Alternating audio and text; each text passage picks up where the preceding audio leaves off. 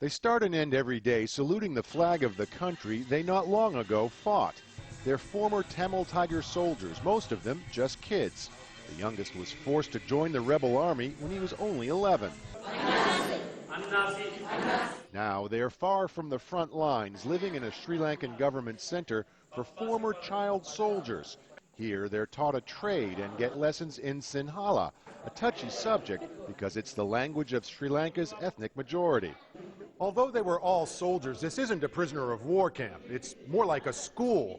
The boys and young women here aren't free to leave, but the point of all this is rehabilitation, not punishment.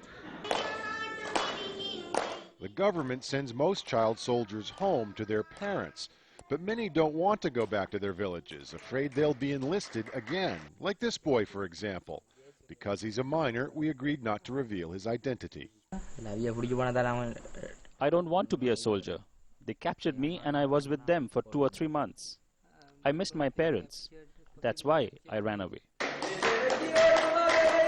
There are only 24 boys and girls here. It's built for 200. The government plans to set up more centers like this to accommodate large numbers of child soldiers who escape or surrender as the war draws to a close.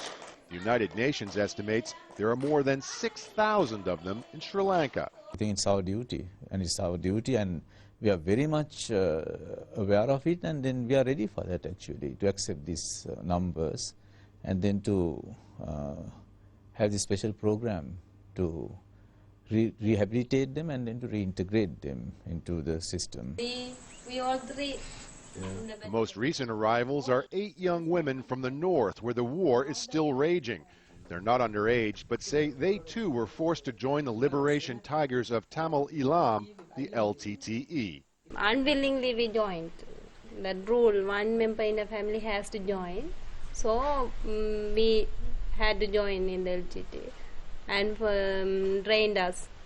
Then they send us from front line. Yeah. Balls. Yeah. Kogartha Sheeny says when her unit was surrounded, they surrendered rather than commit suicide as their officers had ordered. We had cyanide, but we didn't decide to eat. A generation of Sri Lankans have grown up in wartime, many children forced to fight. But for these boys, young men and women, the fighting is over. David Hawkins, Al Jazeera, Anbapusa, Sri Lanka.